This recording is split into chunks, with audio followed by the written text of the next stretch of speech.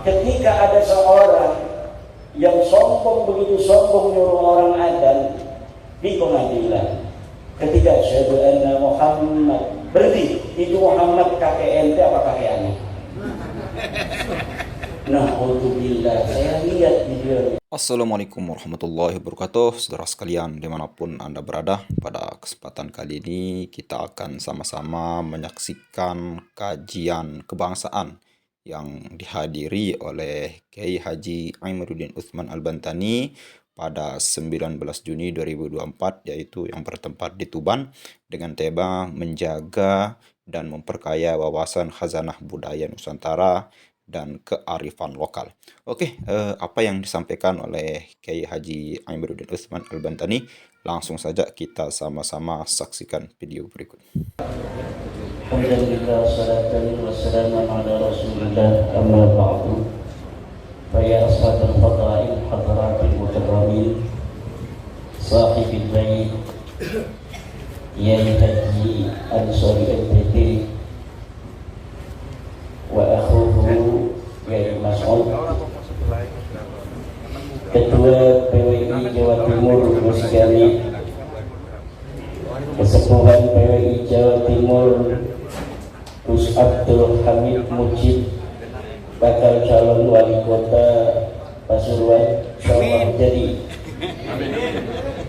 Kiai Syarifuddin, Ketua Lembaga Dakwah PWI Pusat, Gus Suheri, wong bodoh, pinter, Laskar Jawa Timur, Kiai Syakir dari Bekasi, ini tetangganya Tengku Kholi, gayanya kayak Tengku Kholi. Para kesepuhan, Ketua PWI Kabupaten Tuban, Ketua Laskar atau Panglima Laskar Kabupaten Tuban, para yai, para alim, para ulama, hari ini sangat berbahagia saya dapat hadir di Pondok Pesantren Tarbiyatul Thullab panjenenganipun Kiai Ansori dalam rangka menyaksikan pelantikan PWI Kabupaten Tuban, perjuangan Wali Songo Laskar Sabilillah. Jangan kita berjuang ingin semua orang ikut berjuang bersama kita.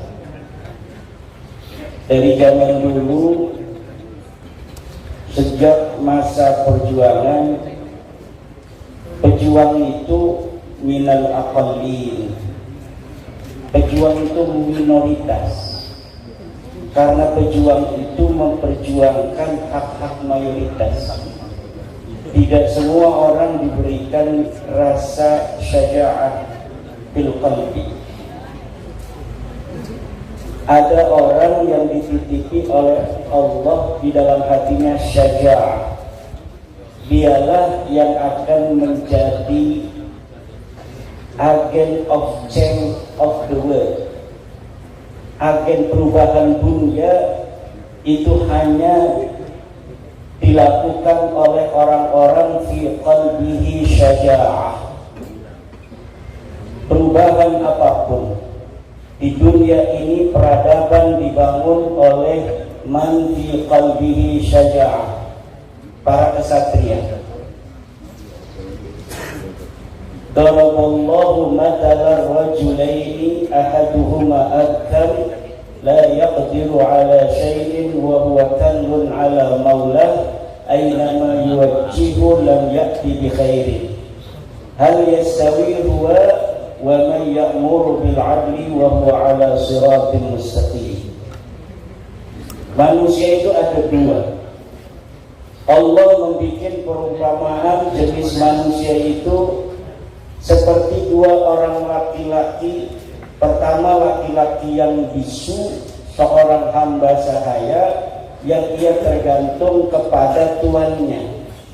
Ainama yuwajjihu ay yatawajjah fala ya'ti bi khairin.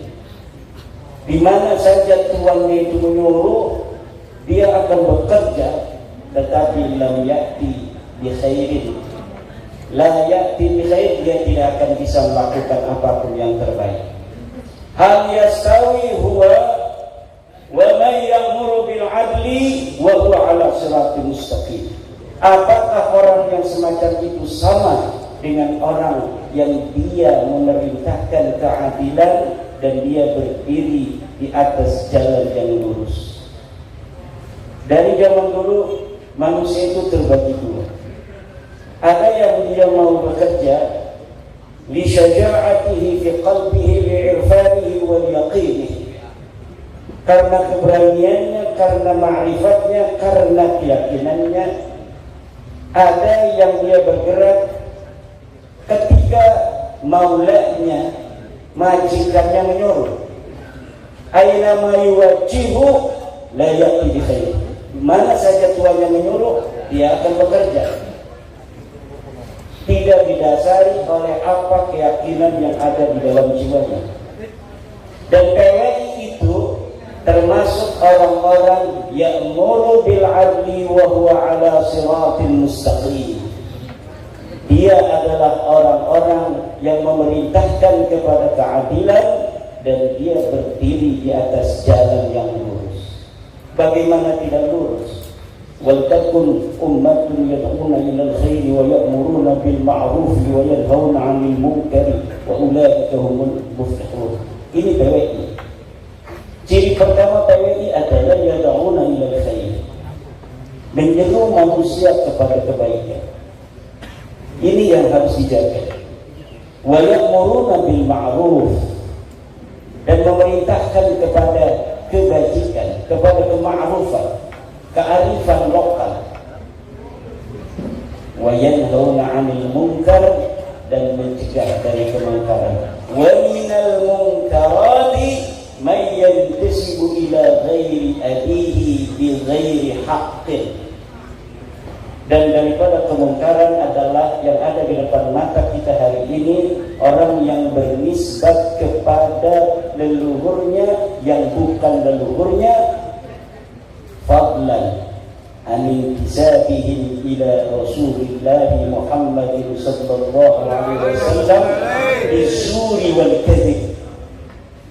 Apalagi orang-orang yang hari ini kita lihat berintisab kepada Rasulullah dengan dusta dan penipuan, dengan penipuan dan dusta, dan kedustaannya ini terverifikasi di dalam kitab-kitab sejarah, kedustaannya ini terverifikasi di dalam kitab-kitab nas. Namun mereka tidak mau. Mereka tidak mau menerima kenyataan bahwa mereka bukan cucu Nabi. Masa iya kita lahir sebagai cucu Nabi kok mau mati jadi mantan cucu Nabi? Di sini ada rasa gimana gitu. Masa iya kita sejak kecil jadi cucu Nabi kok mau mati Gus Jami kita jadi mantan cucu Nabi? Ada seorang hadis dalam status Facebooknya yang di-screenshot oleh teman dikirimkan kepada saya. Orang ini sekarang baru meninggal sebulan yang lalu. Dia ahli nasab daripada Rabita Alawiyah. Dia mengatakan bagaimanapun caranya kita akan lawan dan pertahankan nasab kita. Setelah nulis begitu dia mati. Siapa? Saya nggak ngomong nama ya. Langsung mati. Jangan macam-macam dengan Rasul. Jangan macam-macam. Kenapa? Karena apabila sesuatu kasful asar telah terjadi, maka tidak ada satu kekuatan pun yang mampu untuk mencegahnya. Kalau orang berani untuk berdiri tegak ketika ada bulldozer, maka dia akan terlindas oleh bulldozer. Siapapun dia. Kalau Allah sudah berkehendak Dan ini nampaknya Allah betul-betul sudah berkehendak. Apapun fitnahnya, apapun framingnya, setinggi apa dia pangkatnya hari ini, yang mau membela nasab yang telah menyakiti Rasulullah Muhammad Sallallahu Alaihi Wasallam itu beratus-ratus tahun, dia akan ikut terbantai oleh kedahsyatan kehendak Allah Subhanahu Wa Taala. Ini yang saya rasakan, yang saya pandangi, yang saya sendiri itu tidak menyangka akan seperti ini. Dan setiap langkah itu diberikan kemudahan oleh Allah, karena bukan Imaduddin yang mau, bukan Gus Jami yang mau, bukan Gus Abbas yang mau, bukan Gus Sukairi wong bodoh yang mau. Wong pintar pun tidak bisa, apalagi cuma wong bodoh. Tapi ini nampaknya memang betul-betul kehendak Allah Subhanahu Wa Taala. Tidak ada jalan lain. Terima saja, ente bukan cucu Nabi. Allahu Akbar. Terima saja. Kalau tidak terima, bahaya.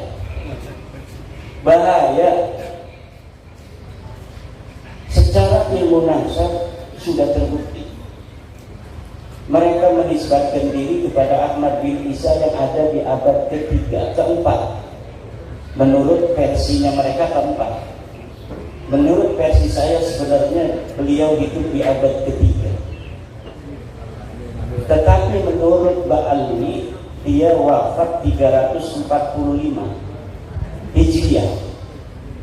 Menurut yang saya baca, tahun 243 beliau sudah berumur 20 tahun ada di Madinah Al-Munawwarah. Berarti ketika wafat 345 ini orang yang bernama Sayyid Ahmad bin Isa sudah berumur 131 tahun.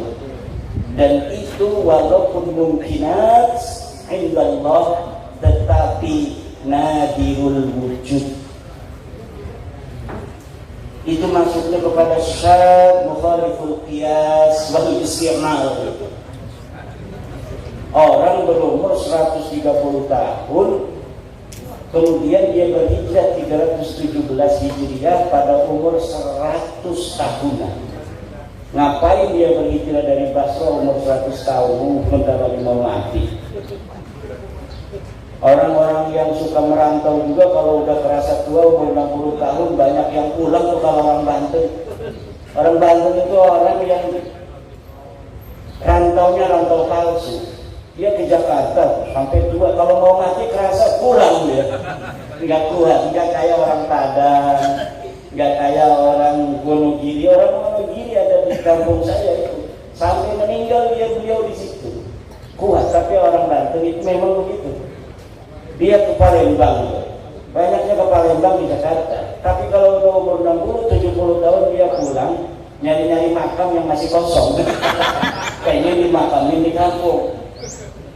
Nah ini ada orang umur 100 tahun, katanya hijrah pada 317 Hijriah. Namanya Ahmad bin Isa. Pak, itu bukan Ahmad bin Isa yang punya ayah Muhammad An-Naqib, Pak. Itu bukan kakek kamu mah ini namanya Ubaid bin Isa bin Alwi bin Muhammad bin Ilham bin Aun. Itu kakek kamu. Bukan Ahmad bin Isa yang cucunya Nabi Muhammad Sallallahu Alaihi Wasallam. Ini kitabnya ada Tuhfatuz Zaman. Ini ada kitabnya Al-Ansab Al-Ahdaliyah. Karena mereka dengan Bani Ahdal itu sepupu, kakeknya satu. Masa kita sepupu satu kakek dari garis ayah, dari kakeknya ini ke barat, ini ke timur? Nggak mungkin.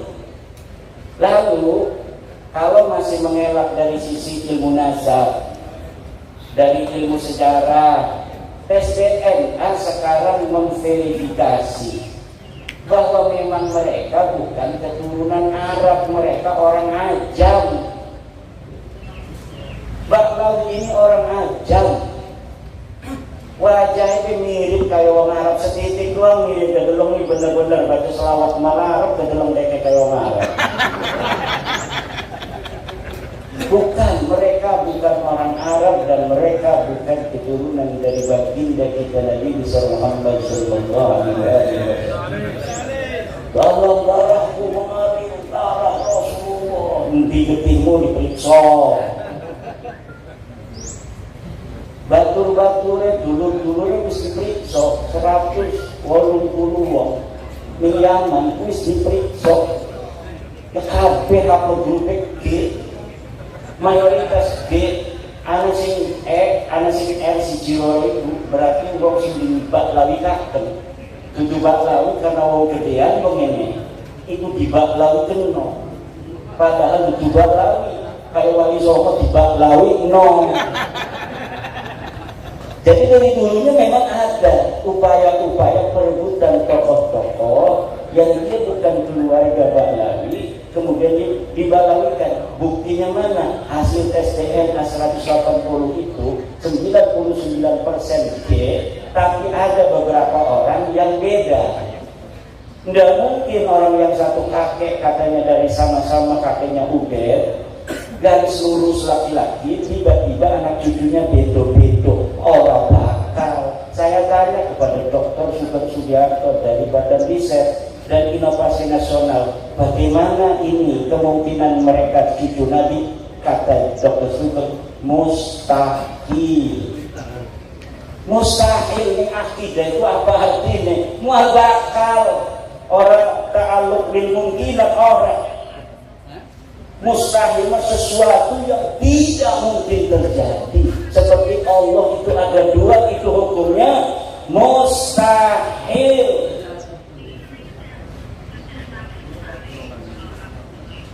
Jadi seperti hukumnya Tuhan itu ada dua, begitulah hukumnya Baklawi ini keturunan baginda Nabi besar Muhammad sallallahu alaihi wasallam. Jadi siapa kaya wong sing masih ngebela, iki kita wedi bukan manjingan nih wong sing manju di Rasulullah sallallahu alaihi wasallam. Walladzina yuduna Rasulullah lahum adzabun alim. Al-Quran sing ngomong, walladzina yuduna Rasulullah lahum adzabun alim. Dan orang-orang yang menyakiti Rasulullah, mereka akan mendapatkan siksa yang memedihkan. Alimun bermakna mulimun, siksa yang memedihkan.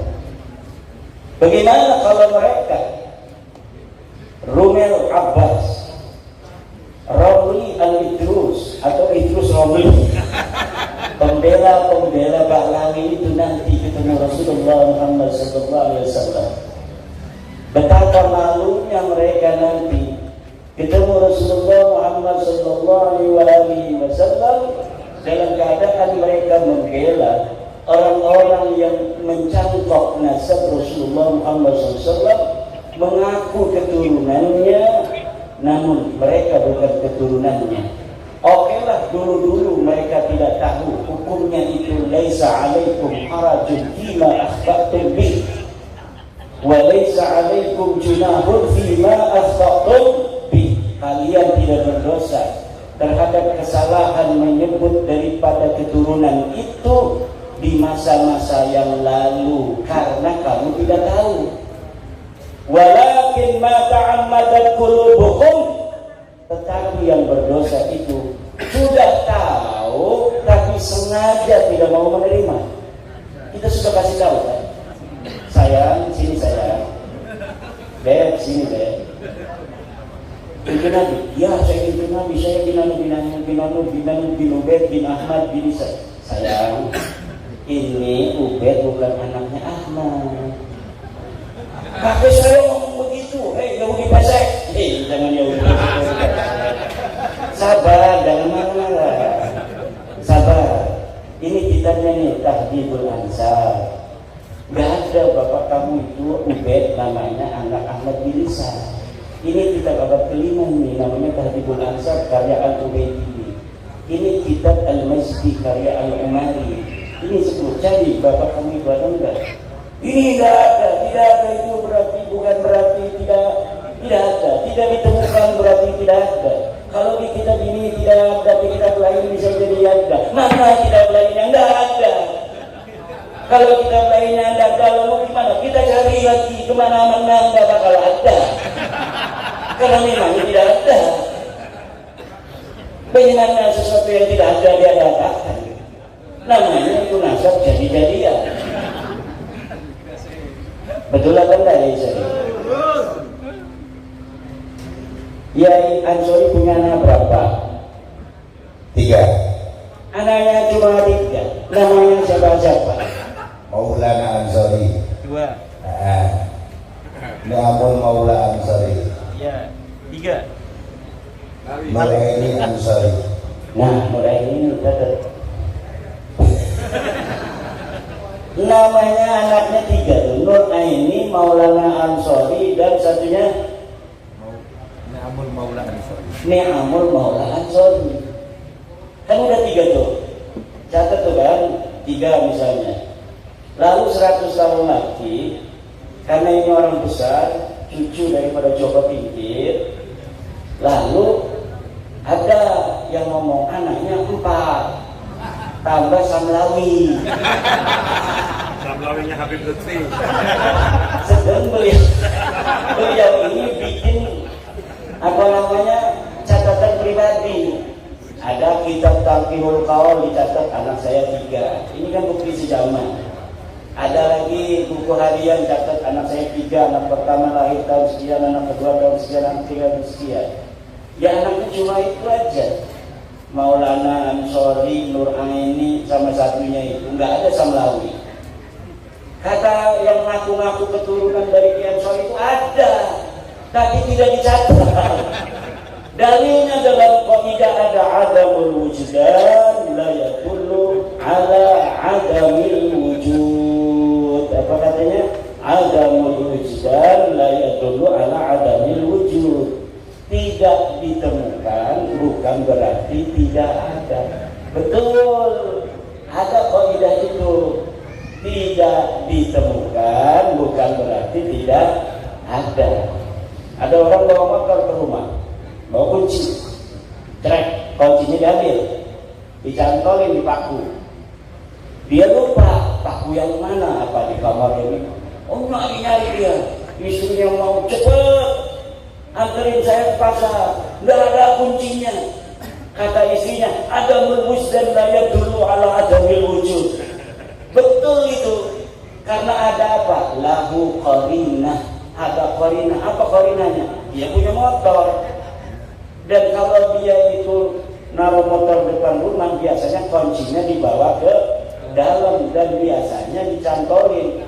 Dicari-cari nggak ketemu bukan berarti tidak ada. Ada kuncinya dalam rumah tapi belum ditemukan. Tetapi dia harus punya lahu dalilun wa hujjatun wa qarinatun. Qarinahnya apa? Adanya motor di depan rumah, motor dia. Masa dia punya motor nggak punya kunci? Betul apa tidak? Kemudian dia biasanya bawa kunci itu ke dalam rumah. Kemudian dia ingat naruh di paku. Itu qarinahnya banyak, hujahnya banyak, dalilnya banyak, hanya belum ditemukan aja itu kunci. Tapi Ubaid ini sebagai anaknya Ahmad ini laisa lahu qarinah, laisa lahu dalil, wa laisa lahu hujjah. Enggak boleh pakai dalil adamul wujdan la yadullu ala adamil wujud. Tetapi pakai dalilnya adalah al ilmu bi adami dalili dalilun. Mengetahui tidak adanya dalil adalah dalil bahwa memang orang itu tidak ada, atau memang minimal orang itu bukan anak Ahmad bin. Yang kedua pakai dalilnya adalah la ibrata bil dhannil bayyini khata'uh. Tidak direken, tidak dihitung sebuah sangkaan yang telah jelas salahnya. Guru-guru kita, yai kita, mbah-mbah kita tidak pernah nanya-nanya silsilah kalau ada abdi. Jadi, anak hadir turunan Nabi, Masya Allah, terima kasih barokah doain barokah nih doa Allah siapin yang punya duit juga. Alhamdulillah. Kenapa? Husnudzon, namanya husnudzon, namanya dzon, namanya kita terima saja, mudah-mudahan ada barokah. Kata ketum juga barokah kalau kita husnudzon. Betul, orang husnudzon itu barokah. Tetapi apabila sebuah dzon itu qad tabayyana khata'uhu fala sabila lahu bid-dalil, maka tidak boleh lagi dijadikan dalil. Kalau sudah ada dalilnya nggak bisa.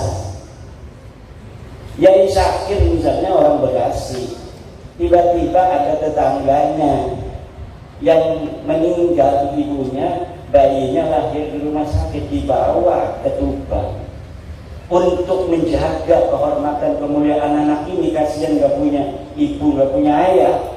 Dikatakan anak siapa ini Yai Syakir? Anak saya. Husnudzon semua, bisa jadi anaknya Yai Syakir benar. Maka ditanya sama orang-orang desa, itu anak siapa? Anak Yai Syakir dari Bekasi, namanya Don. Tapi setelah 20 tahun mau dinikahkan, Yai Syakir ini juga ngegeruyeng aja dalam pikirannya, ini saya mau nikahkan atas nama saya atau bagaimana? Kalau atas nama saya enggak sah karena saya bukan walinya. Kalau misal saya sebutkan, maka nanti dia takut sedih. Tiba-tiba lah bismillah aja, mudah-mudahan Allah mengampuni saya. Mau dinikahkan aja dengan Yai Syakir. Tiba-tiba datang Yai Ansori, namanya Yai Ansori, rambut gondrong. Nanti dulu. Nanti dulu jangan dinikahkan. Ini saya telah dapat informasi dari Bekasi bahwa ini bukan anaknya Kak Haji. Ini anaknya tetangga Kak Haji, ibunya meninggal, Kak Haji kasihan, kemudian Kak Haji asuh dia sebagai anak sendiri. Nggak bisa nikah. Mana katanya dalilnya? Ini tuh rumah sakitnya. Ini bukti dari rumah sakit bahwa ini bayi anaknya Samlawi. Samlawi lagi. Ibunya Samsiah, bukan anak Kak Haji. Dulu kalau orang sampai ditanya di pengadilan pun, di pengadilan Tuban, ini si anak ditanya, hei, apa namanya, Gus Jami, anak siapa itu? Kamu bersaksi di depan pengadilan setelah disumpah. Saya tanya ke hakim, anak siapa itu? Anak Yai Syakir. Sah apa tidak? Sah. Karena suhrah wal istifadah sudah tasamuk bainan nas fi palang wa fi soko, bahwa anak ini anak Yai Syakir. Tapi ketika surat dari rumah sakit ini sudah ada, jelas ini bukan anak Yai Syakir, surah istifadah itu gugur semua.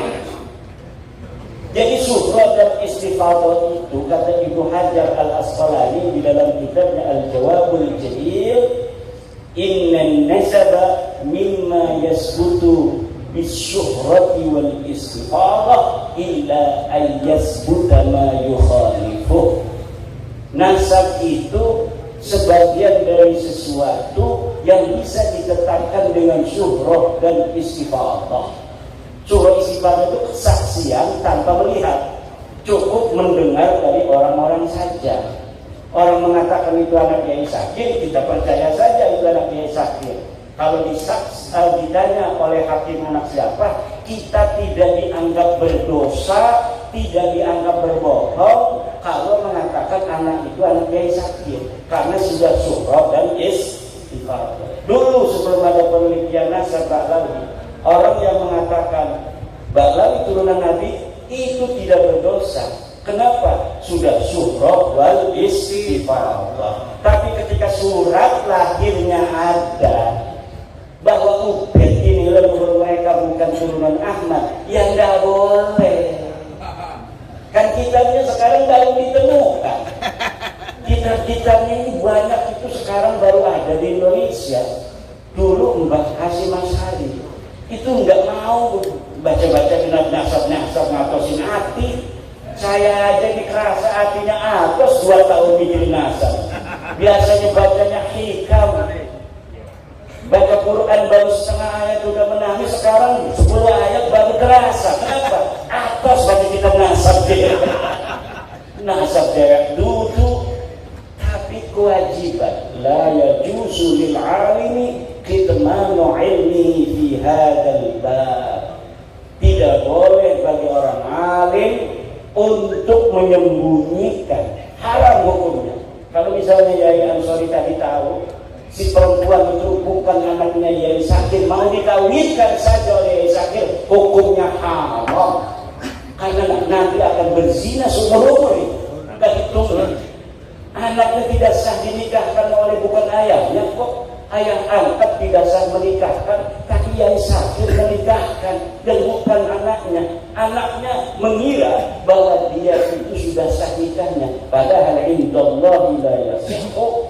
Indah Syekh Sakir sendiri la yasihhu, indah Ki Ansori juga la yasihhu. Nah ini, nah kita sekarang kasihan sama mereka. Wes dok aja marah-marah tuh. Sila duduk putunya Nabi, wong yang bisa duduk putunya Nabi jadi bupati. Di Abdul Hamid, Mujib, Nyawang, wali kota, orang ngandel nasab. Jokowi, raja kita, raja besar. Ini raja besar, Jokowi jangan macam-macam. Raja besar mengalahkan Raden Wijaya, apalagi tapi Nambi. Apa yang Tuhan? Ronggolawe itu masih leluhur saya. Saya masih menyusul Ronggolawe, Lembu Peteng, macam-macam, anak keboan Abraham segala macam. Itu ada. Orang-orang dulu itu rajin mencatat silsilah. Ada juga yang tidak sama sekali mau. Kebetulan ada orang yang rajin nyatet.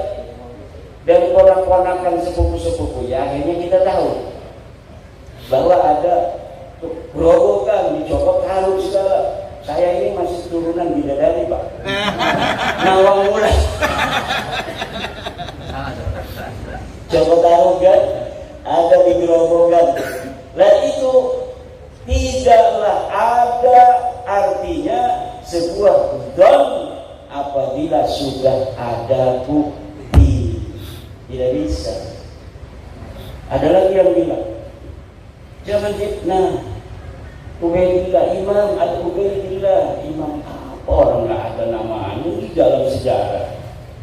Mujtahid mutlak itu kan sebangsanya Imam Syafi'i. Yang semasa dengan Ubaidillah itu banyak ulama-ulama disebutkan di dalam kitab.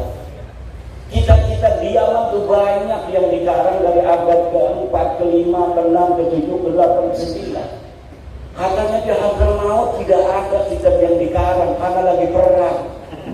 Nggak sempat yang namanya itu nulis-nulis nasab. Ada Mbak Yai. Ada.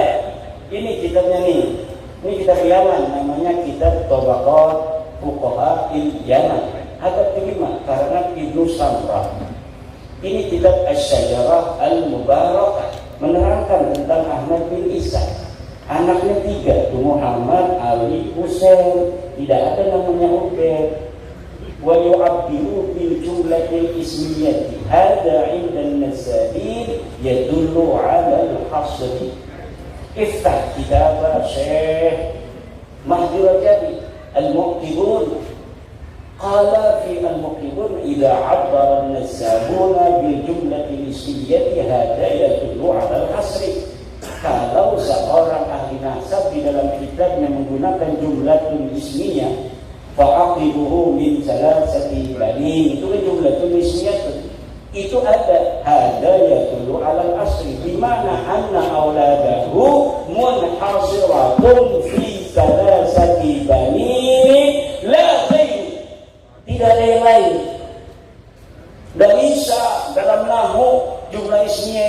tidak bermakna hasr ya, itu dalam nahwu, tetapi likulli fannin mustalahatun, likulli fannin mustalahatun. Setiap fan ada mustalahnya, setiap fan ada istilahnya. Katanya tidak konsisten ini di dalam kitab As-Syajarah Mubarakah. Di dalam kitab sebelumnya anaknya 4, tapi dalam Syajarah Mubarakah ini menggunakan 3. Kitab abad berapa itu yang anaknya 4? Itu menggunakan jumlah istrinya anaknya 4, katanya kitab abad ke-5. Tapi kenapa di kitab abad ke-6 anaknya 3? Saya bisa jawab itu. Pada saat itu anaknya 4. Tetapi ahli nasab itu punya kaidah yang ditulis itu hanya yang berketurunan.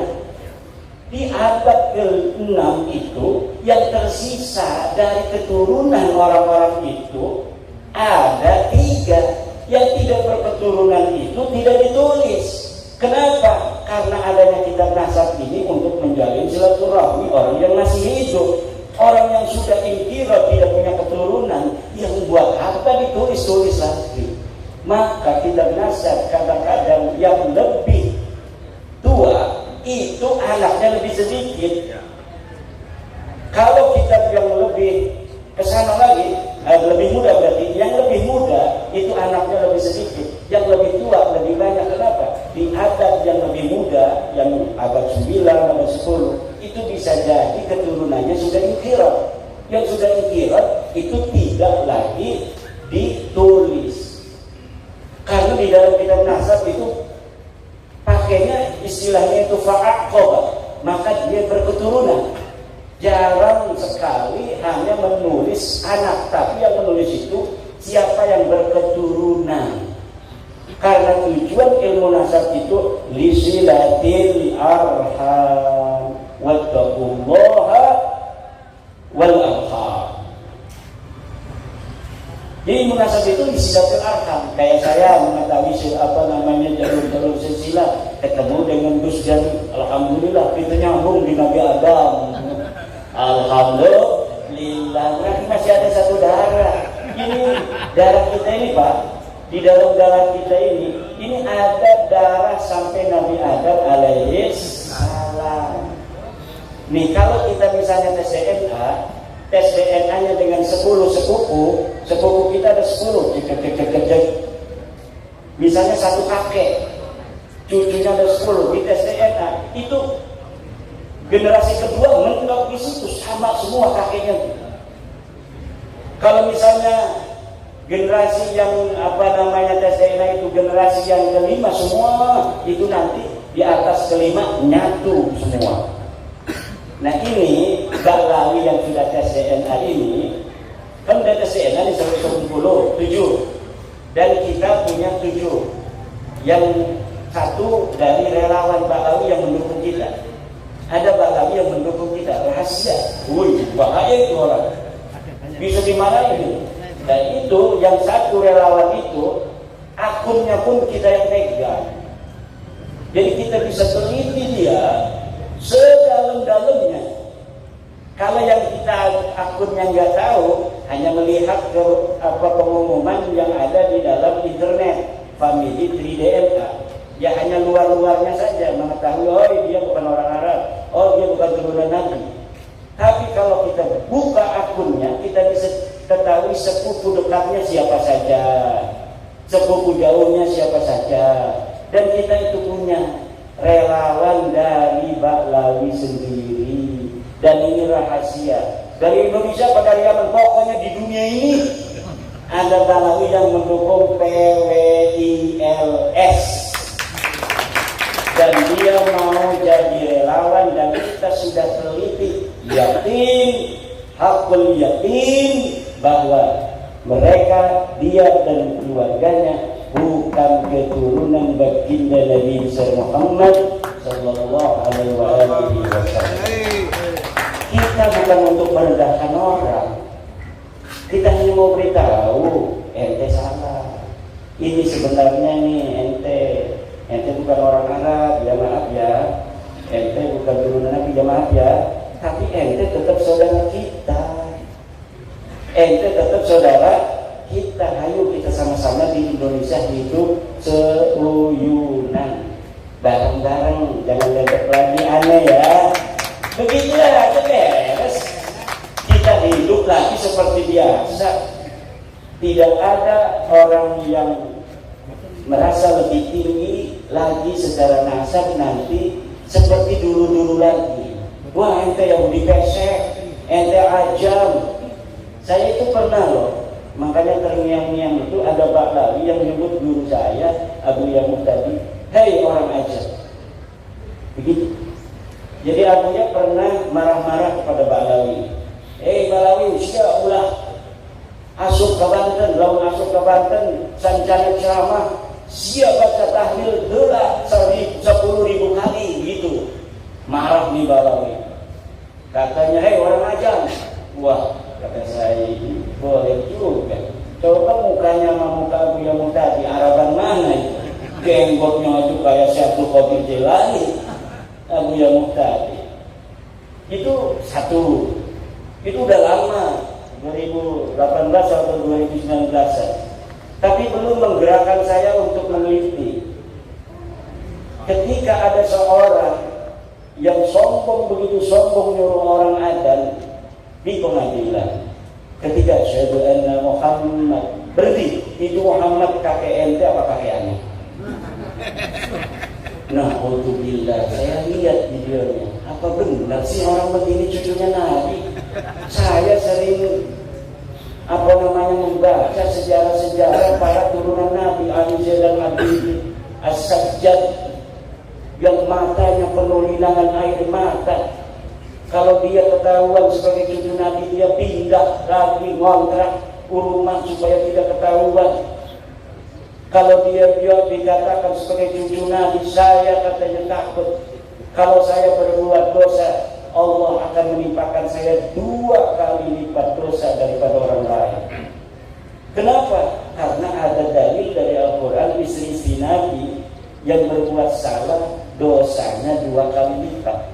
Turunan tidak ada di Al-Qurannya, tapi cucunya Nabi itu mengkiaskan istri-istri Nabi dengan cucu Nabi Muhammad SAW dalam dosa, bahwa dosanya bisa jadi kita juga 2 kali lipat karena ada nisbah kepada Rasulullah Muhammad SAW.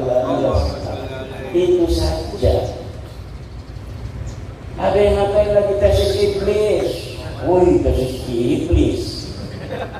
Orangnya orang Sunda, orang Bandung, pakainya udang-udang, pengen dipanggilnya Abuya. Kan kalau Abuya di Bandung, Soma Dahri.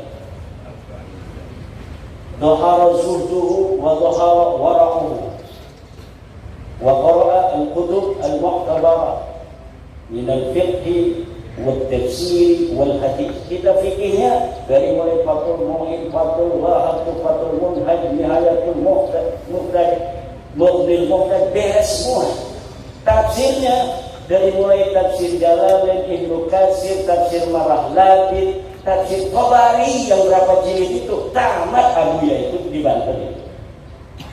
Kitab Syaikhul Qadir Al-Jailani, Al-Hundiyah dan sebagainya yang jarang-jarang dibaca oleh yang lain dibaca oleh Abuya. Nah, ini ada Abuya mengkritik tesis, bukan ngasih dalil.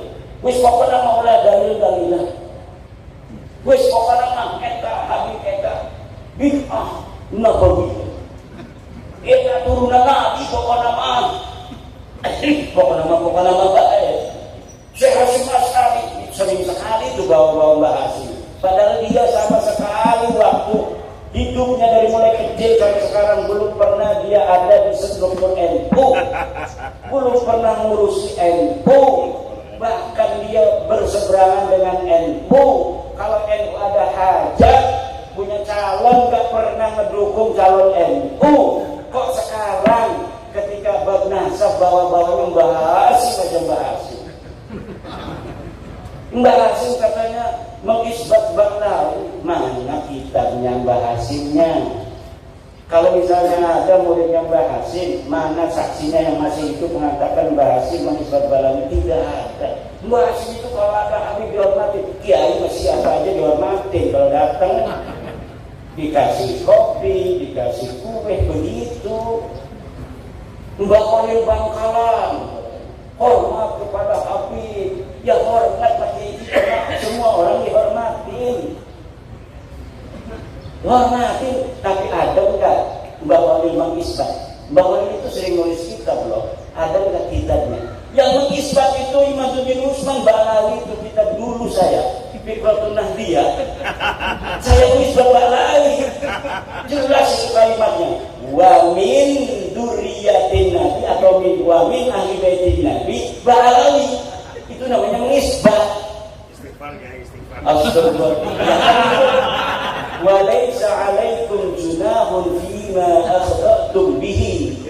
Tidak berdosa saya. Makanya Hanif Alatas itu pakai dalilnya kitab saya, ngajar saya. Kalau Imaduddin sekarang itu katanya dia kemasukan apa? Tapi ada ulama Banten namanya Syekh Imaduddin Usman Al-Bantani.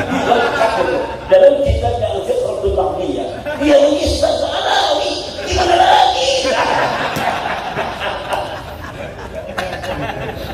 Gayanya kan hebat kalau kita kan kurang gaya, kita itu ngajak batul moin aja.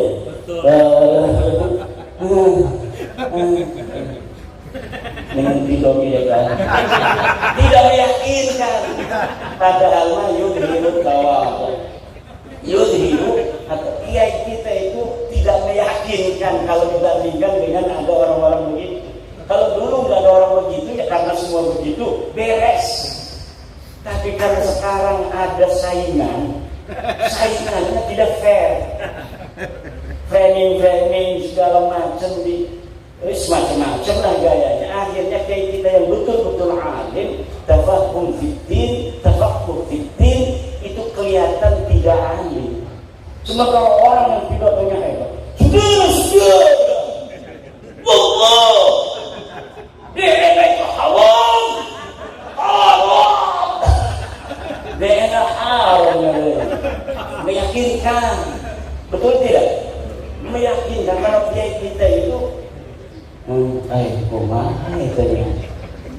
bayi mata sambut cina eta ieu kiai tahajudna sawengi cina 200 rakaat, waduh jauh bayi mah. Itu kiai saya mah kalau ngaji begitu. Kalau ada cerita kiai yang katanya tahajudnya 200, dia ngomong, dia malain bangsa urang. No, lain bangsa orang. Ini mah bukan kelas saya. Selalu ngomong begitu.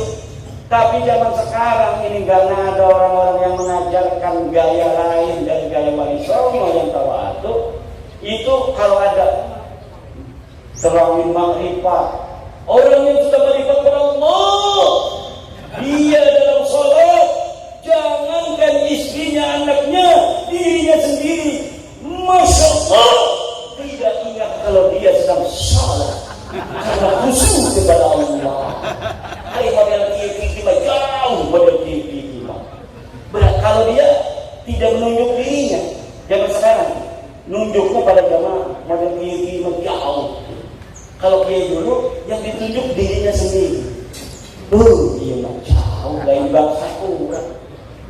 Duduk kelas kita, duduk kelas kita begitu gaya kiai kita dulu. Makanya ya sekarang gayanya agak dirubah.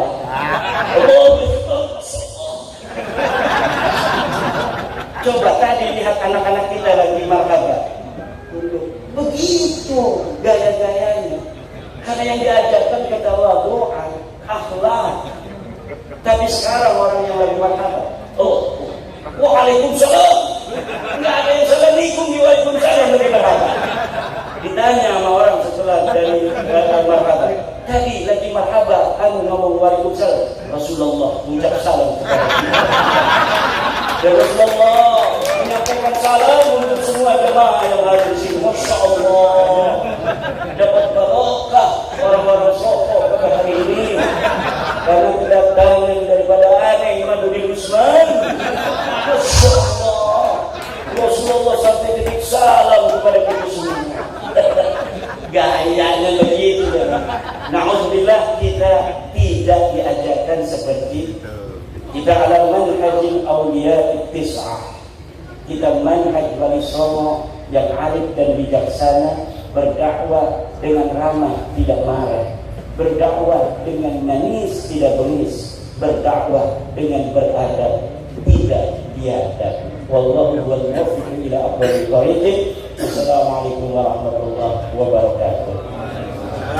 Mungkin Oke, saudara sekalian, luar biasa sekali apa yang sama-sama barusan kita saksikan, kita dengar dari ceramah kita, dari penceramah, yaitu seorang tokoh yang sangat fenomenal pada tahun ini, yaitu Kiai Haji Imaduddin Utsman Al-Bantani, seorang peneliti yang menciptakan atau membuat sebuah buku yang sangat sederhana namun bisa menggoncangkan daripada dunia pernasapan pada saat ini.